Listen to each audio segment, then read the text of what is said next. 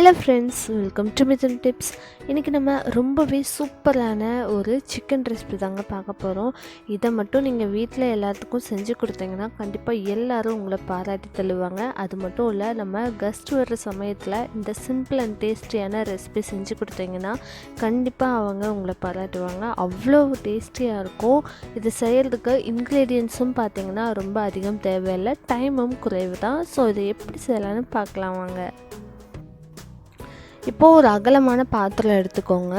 அதில் நம்ம சிக்கனை முதல்ல ஊற வைக்கணும் 20 நிமிஷம். ஸோ அந்த பாத்திரத்தில் நம்ம நீட்டாக க்ளீன் பண்ணிவிட்டு வாஷ் பண்ண 3/4 கிலோ அளவுக்கு சிக்கனை சேர்த்திக்கலாம். அதில் 2 டேபிள் ஸ்பூன் அளவுக்கு துருவின இஞ்சி சேர்த்திக்கோங்க. அது கூடவே 2 டேபிள் ஸ்பூன் அளவுக்கு நல்ல பொடியை நறுக்கின பூண்டும் சேர்த்திக்கோங்க. இப்போது இது கூடவே தேவையான அளவுக்கு உப்பு சேர்த்துக்கலாம். நான் 1 டீஸ்பூன் அளவுக்கு உப்பு சேர்த்துக்கிறேன். அப்படியே இது கூட ஹாஃப் லெமன் மட்டும் போதும். மீடியம் சைஸ் லெமன், ஹாஃப் லெமனை நல்லா பிழிஞ்சு விட்டுக்கோங்க. இப்போது இது எல்லாத்தையுமே நல்லா மிக்ஸ் பண்ணி விட்டுக்கலாம். நல்லா அந்த லெமன் ஜூஸ், இஞ்சி பூண்டு, உப்பு எல்லாமே பார்த்திங்கன்னா எல்லா பக்கமும் நல்லா ஈவனாக ஸ்ப்ரெட் ஆகிற மாதிரி நல்லா கலந்து விட்டுட்டு ஒரு மூடி போட்டு 20 நிமிஷம் அப்படியே ஊற வச்சிடலாம்.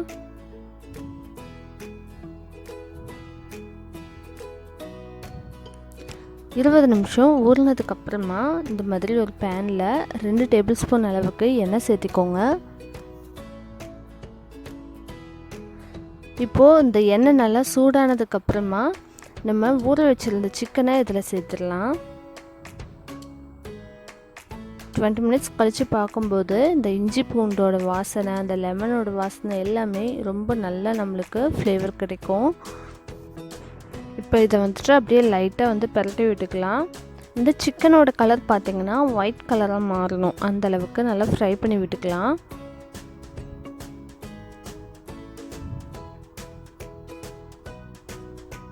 இன்றைக்கி இந்த ரெசிப்பியில் பார்த்திங்கன்னா நம்ம தண்ணி எதுவும் ஊற்றி வேக வைக்க போகிறது கிடையாது.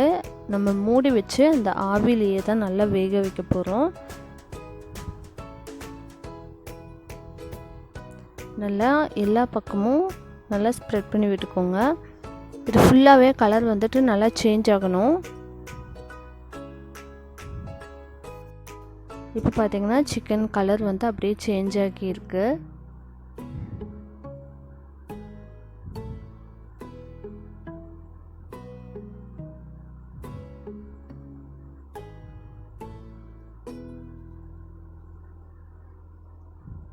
அப்படியே பார்த்திங்கன்னா சிக்கன்லேருந்தே அப்படியே தண்ணியும் விடும். இந்த மாதிரி கலர் சேஞ்ச் ஆனதுக்கப்புறம் இதில் நம்ம மிளகாய்த்தூள் சேர்த்துக்கலாம். 1 டீஸ்பூன் அளவுக்கு தனி மிளகாய்த்தூள் சேர்த்திக்கிறேன். நீங்கள் காரத்துக்கு தகுந்த மாதிரி சேர்த்திக்கோங்க. நான் 1 மட்டும் ஆட் பண்ணிக்கிறேன்.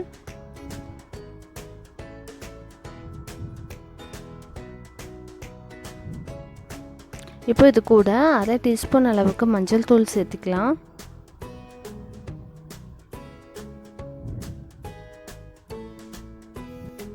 இது கூடவே கரம் மசாலா 1 டீஸ்பூன் அளவுக்கு சேர்த்துக்கலாம்.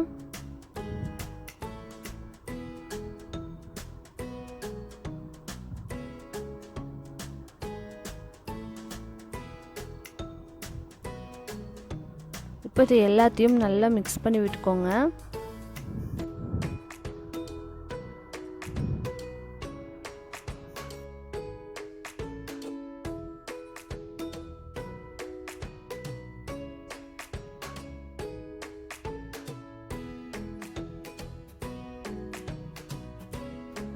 இப்போ பார்த்திங்கன்னா இதில் மஞ்சள் தூள், மிளகாய்த்தூள், அதுக்கப்புறம் கரம் மசாலா எல்லாமே நல்லா கலந்தாச்சு. இதை அப்படியே மூடி வச்சு ஒரு 5 நிமிஷம் குக் பண்ணிக்கோங்க. 5 மினிட்ஸ் கழித்து இதில் பச்சை மிளகாய் 3 சேர்த்துக்கலாம். அந்த பச்சை மிளகாயில் பார்த்திங்கன்னா நான் அதுக்குள்ளே இருக்க சீட்ஸ் எல்லாமே ரிமூவ் பண்ணிவிட்டேன். 2ஆக கட் பண்ணதுக்கப்புறமா உள்ளே இருக்க சீட்ஸை ரிமூவ் பண்ணிவிட்டு அதுக்கப்புறமா சேர்த்துக்கலாம். ஏன்னா சீட்ஸ் அப்படியே சேர்த்தும் போது அது ஃபுல்லாக ஸ்ப்ரெட் ஆச்சுன்னா அந்த டேஸ்ட் அந்தளவுக்கு நல்லா இருக்காது. அதனால் சீட்ஸை ரிமூவ் பண்ணிவிட்டு 3 பச்சை மிளகாய் சேர்த்திருக்கிறேன். அது கூட 1 தக்காளியை நல்லா பொடியை நறுக்கி சேர்த்திருக்கேன். இப்போ இது எல்லாத்தையுமே நல்லா மிக்ஸ் பண்ணி விட்டுக்கலாம். நம்ம ஏற்கனவே 5 நிமிஷம் வந்து மூடி வச்சு குக் பண்ணோம் இல்லையா, அதுலேயே பார்த்திங்கன்னா அந்த சிக்கன்லேருந்து நல்லா தண்ணி விட்டுருக்கு. இப்போது இது கூட நம்ம பச்சை மிளகாயும் தக்காளியும் சேர்த்துருக்குறோம். இப்போ இதையும் பார்த்திங்கன்னா மறுபடியும் மூடி வச்சு லோ ஃப்ளேமில் வச்சு குக் பண்ணுங்கள். இப்போ பார்த்திங்கன்னா அதை விட இன்னும் வந்துட்டு ஒரு பாதிக்கு மேலே அளவுக்கு வந்துட்டு இந்த சிக்கன் குக் ஆகி இருக்கும்.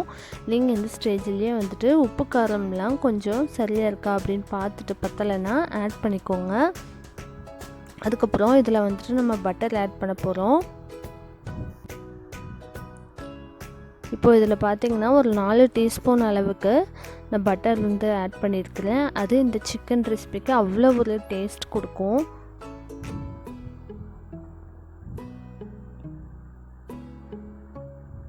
அதுவும் இந்த மாதிரி பட்டர்லாம் ஆட் பண்ணி நம்ம சிக்கன் கொடுக்கும்போது குழந்தைங்கள்லாம் கண்டிப்பாக விரும்பி சாப்பிடுவாங்க. அந்த வாசனைக்காகவே பார்த்திங்கன்னா அவங்க விரும்பி சாப்பிடுவாங்க. இப்போ அப்படியே பார்த்திங்கன்னா பட்டர்லாம் நல்லா மெல்ட் ஆக ஆரம்பிக்குது. இதை நல்லா வந்து மிக்ஸ் பண்ணி விட்டுக்கலாம்.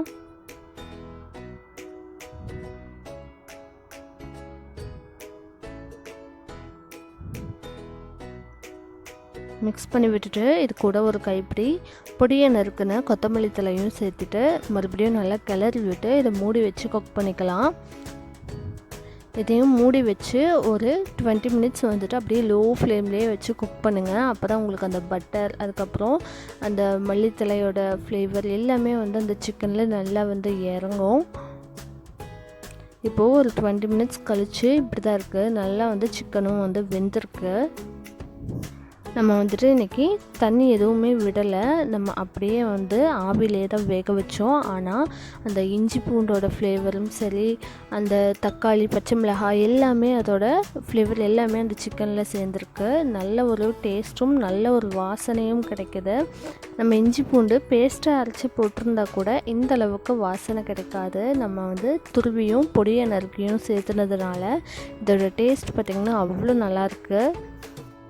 இந்த சிம்பிளான ரெசிபி செய்கிறதுக்கு ரொம்ப டைமும் எடுத்துக்காது.